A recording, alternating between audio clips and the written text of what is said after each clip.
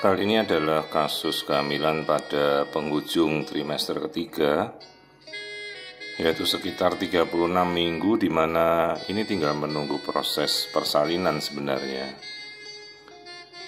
Namun pasien ini dirujuk karena adanya kecurigaan munculnya struktur menyerupai gelembung di dalam perut bayi. Sementara dokter yang memeriksa yakin seyakin-yakinnya bahwa sejak awal tidak ada struktur tersebut. Jadi muncul baru pada mendekati trimester ketiga akhir 36 minggu dan tiba-tiba muncul di dalam perut bayi berupa struktur menyerupai kista berwarna hitam. Nah, di sini kita mencoba melihat kondisi-kondisi struktur apa gerangan yang muncul di dalam abdomen, di dalam perut bayi. Di tadi kita melihat kedua ginjal yang normal. Nah, ini yang kita lihat, ini gambaran struktur hitam ini. Sementara kandung kencing terlihat normal, ini adalah hitamnya dari air seni atau urin. Artinya bayi bisa berkemih dengan bagus, berarti struktur ginjal normal.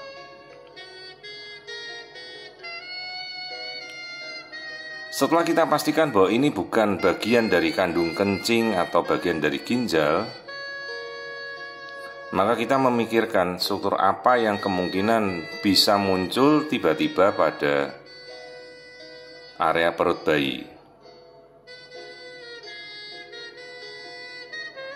Nah, baru kita memikirkan ternyata ini adalah bayi perempuan. Jadi struktur yang kita lihat ini sebenarnya adalah struktur kista ovarium pada bayi.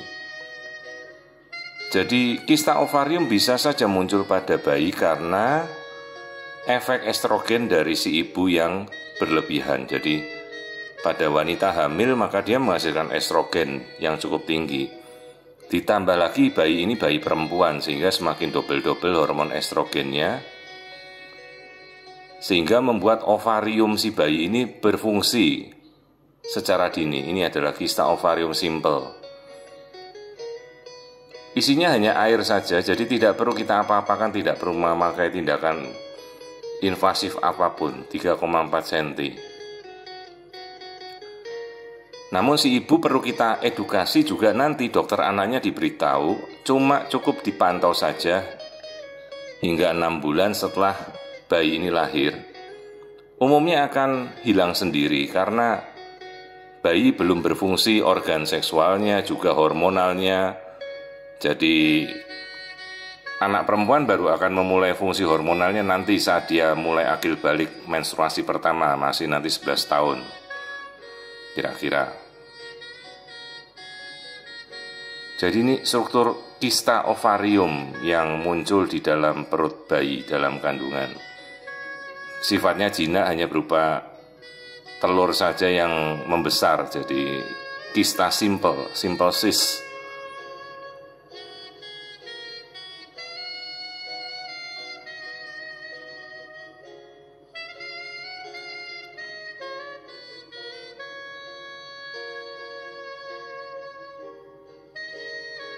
Perhatikan bagian dalam dari kista, strukturnya normal, tidak ada kelainan.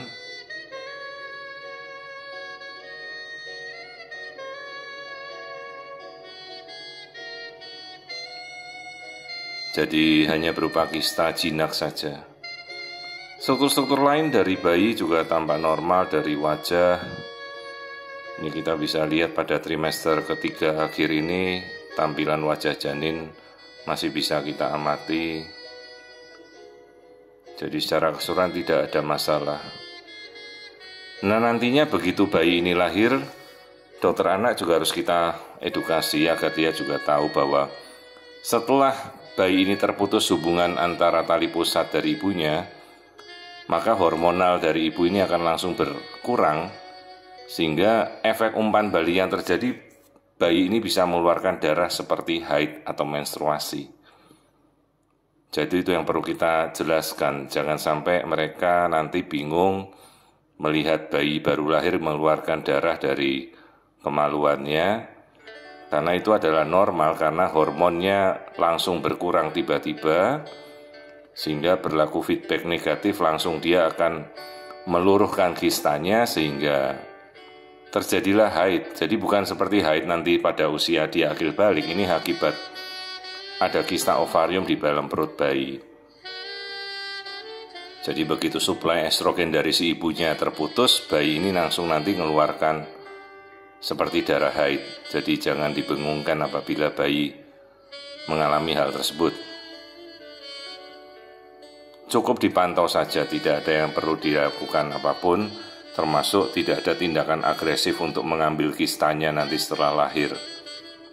Jadi kista di dalam perut bayi ini, kista ovarium, nanti akan luruh sendiri dalam sekitar 6 bulan setelah bayi lahir. Ini kita lihat struktur otak, semuanya normal, tidak ada kelainan.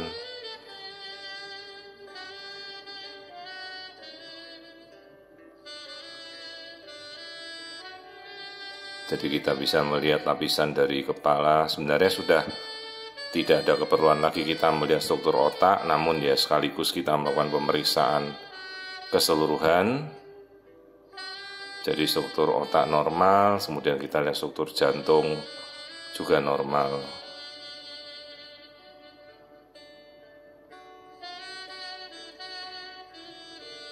Empat ruang jantung semuanya normal.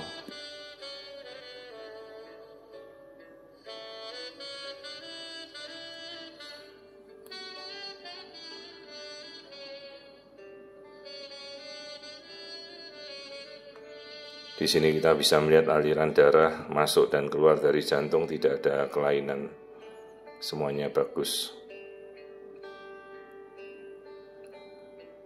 Nah, kita kembali ke organ saluran cerna, di mana tadi kita melihat kista ovarium itu, ini lambung, semuanya terisi, artinya proses cerna bagus. Tadi yang kita lihat kandung kencing sudah kita cek, tulang belakang kita cek kembali, tidak ada kelainan. Nah, ini adalah kelamin bayi. Nah, kita lihat kembali. Ya, jadi bayi ini perempuan, jadi sesuai dengan kondisi, jadi dia muncul kista ovarium. Ini sering kita temukan, namun kadang-kadang ya tidak diketahui kenapa ini terjadi. Jadi ini hal yang lumrah terjadi pada bayi perempuan selama hamil ibunya. Jadi karena produksi hormon si ibu berlebihan, bayinya perempuan, ovariumnya berfungsi duluan selama masa bayi ini. Jadi nanti begitu lahir ya sudah langsung, kadang darah menstruasi mirip itu keluar. Baru kemudian kistanya dalam 6 bulan rata-rata sudah akan luruh, dan bayi ini sudah tidak perlu kita observasi lagi fungsi reproduksinya. Nah, ini adalah kelamin perempuan, kita sudah lihat semuanya normal.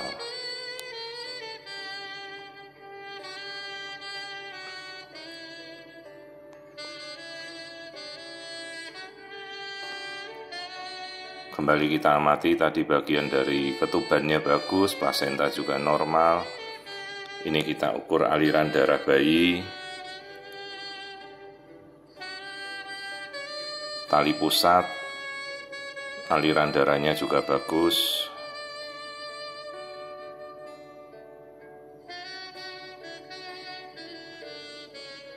Lalu kita melakukan pengukuran biometri.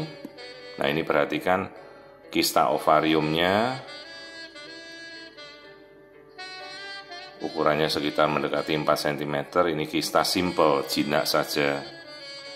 Jadi tidak perlu membutuhkan tindakan apapun. Jadi benar pemeriksa sejawat ini melihat memang benar struktur ini baru muncul tiba-tiba pada trimester ketiga.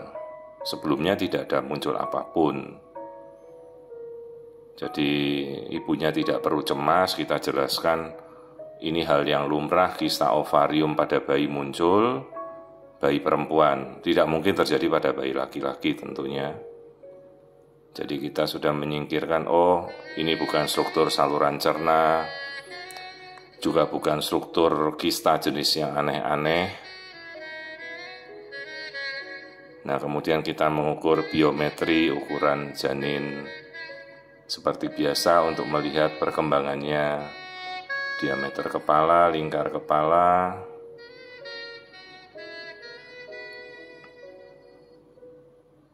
terus kita mengamati lingkar perut. Jadi semuanya kita bisa lakukan pengukuran standar saja. Ini pada 36 minggu, jadi tinggal kita menentukan nanti proses persalinannya apakah dengan sesar atau normal. Resiko yang kita hadapi karena bisa saja itu nanti kalau persalinan normal, begitu bayi lewat bawah kegencet panggul ibunya, kistanya bisa pecah. Itu saja yang perlu kita beritahu, jadi hati-hati. Nah, tinggal nanti dokternya yang memutuskan persalinannya lewat mana. Itu saja.